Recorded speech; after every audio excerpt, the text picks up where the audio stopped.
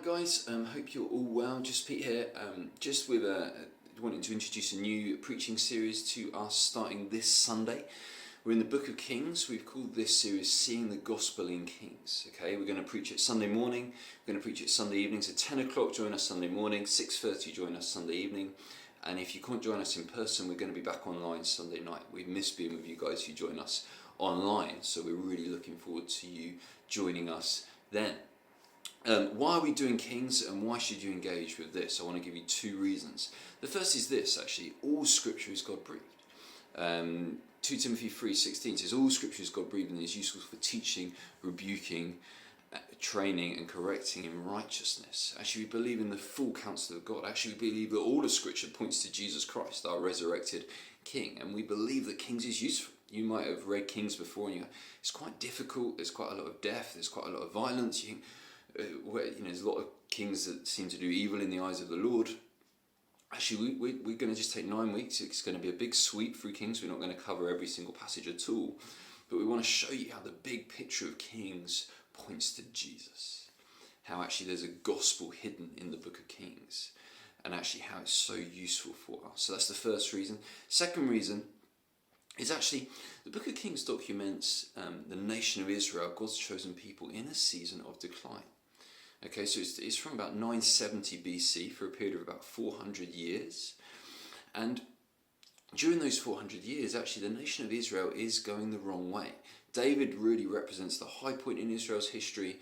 And from that point on, and it starts with his death, there seems to be a decline in Israel. And so I've called the message on Sunday, The Blood of the Kings, both in the morning and the evening.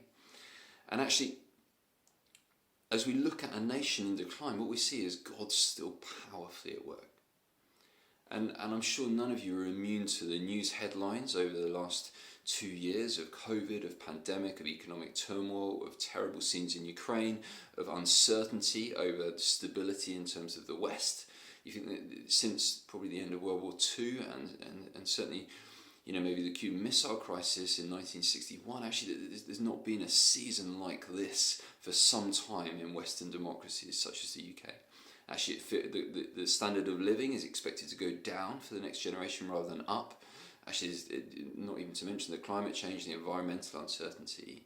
Actually, it feels like in many ways we are living in a season of decline. And if you add on church statistics to that, I'm afraid sadly that would say that as well.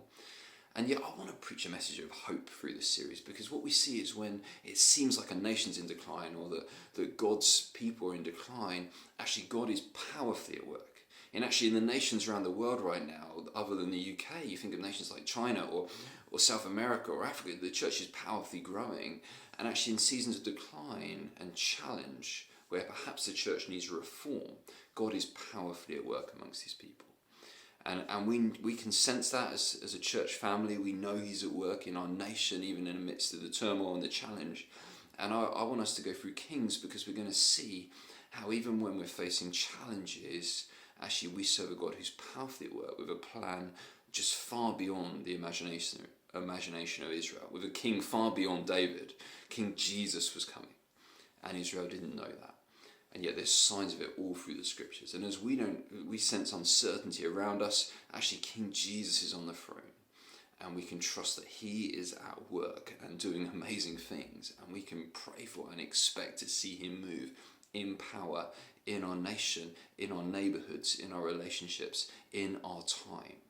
And I think Kings really helps us see that. So I don't want you to miss Sunday. I'm stirred. I think God's going to speak to us. I think God's going to be on the move with us, not because we're brilliant, but because he is a God that's at work even in our mess. And so let's grow together. Let's be digging into Kings together. We'll give you a book to help you just dig in and study it. And on Sunday, we can't wait to see you there. So see you Sunday, 10 o'clock or 6:30. Thanks, guys. See you then.